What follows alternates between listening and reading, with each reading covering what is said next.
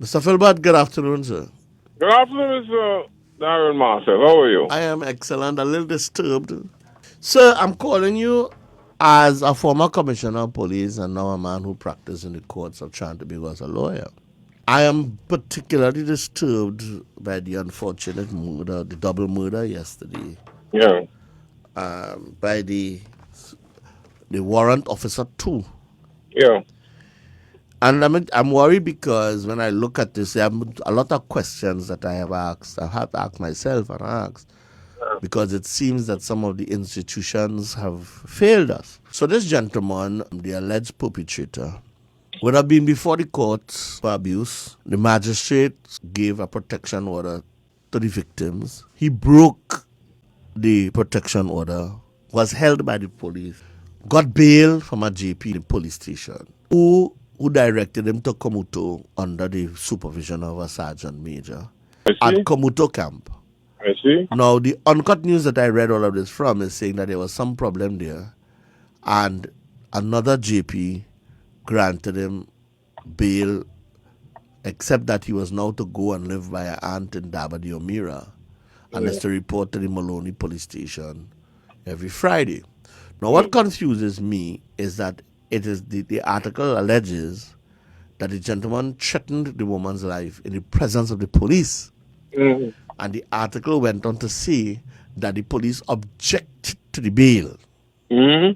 but the JP still gave bail. All of that was a process that turned out to be the outcome, turned out to be that the man having access to take the life of these two women. I'm confused. If the magistrate set a protection order, I'm understanding, and the man broke the protection order, Yeah. shouldn't he have been taken back to the court, as opposed to with all the threats and all the charges that they laid on him and in many investigations?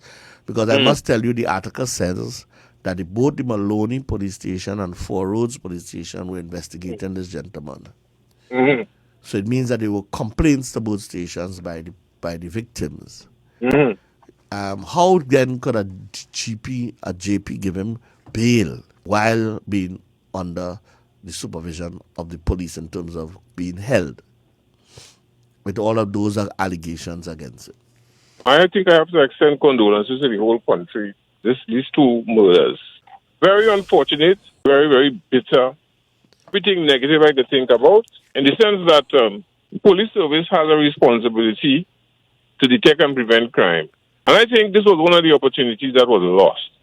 There are some questions. I don't want to pronounce directly on the matter because this matter is before some judicial concern. I don't want to step on it, but I'll talk in general. On a particular issue, a female went to the police, and the act provides that to recover her belongings in her house. And the husband who was there said, all right, let her come inside. Police, too, at that time misunderstood what this protection order was about and allowed the woman to go into a room by herself with the man. The man locked the door and chopped that woman to death, and the police were outside trying to open the door. I think up to now they didn't open it yet. That law specifically was designed to treat with these issues. You know, when you still hear people talking about what they will do and then taking it so and so on, the legislation was designed for people like that. And therefore, the keepers of the legislation, the police, need to know and understand the weight of that law, the intricacies of it, and stop behaving as if it's something that could be taken lightly and so on. I will tell you now, based on all the information that I have had, if those things are true and I was in a police station, no JP in coming and give nobody bail, that fellow not leaving the police station. The JP would have to report me and let me challenge his authority, because he came, if you understand the act, he came to breach the act. Regardless of who encouraged him, lawyer or somebody and so on. They could make whatever representation they want. Once I hear what they say, now number one, this history of this man's violent conduct, threatening people in the presence of the police and so on, provides an opportunity for me as the officer who heard that to go before the magistrate when the matter comes up and say what I heard him say. The police must understand this piece of legislation and treat it in the strictest form, because the legislation, if you read all the arguments in the Hansard of all, you would see why they put this piece of legislation there. And it's time that law enforcement understand it and understand that they're the gatekeepers of this.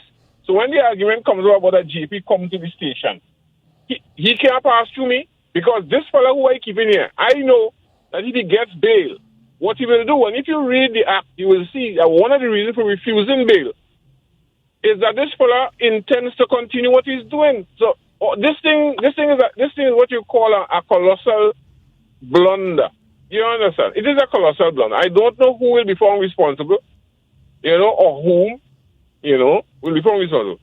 But these two women died because the organizations failed to protect them. They went to court. They got a protection order. The man breached the order. The act tells you what happens on the first breach, what happened on the second breach, tells you what happened on the third breach. Right? The act tells you how bail will be granted and why bail will be denied. The act tells you of how you could change the order. You can't have a magistrate making an order and a GP interfering with it. All of that is wrong. But if he comes to the police station, the police officers should be strong enough and understand, tell him, hey, you ain't getting nobody bail here, that fellow ain't coming out of the cell. The police has the key for the cell. The police have the key for the cell. The JP probably have a pen that ain't opening the cell. And let us challenge it. I am saying I'm not letting him go because he said in my presence he will kill the woman. So this bail thing you're talking about doesn't exist.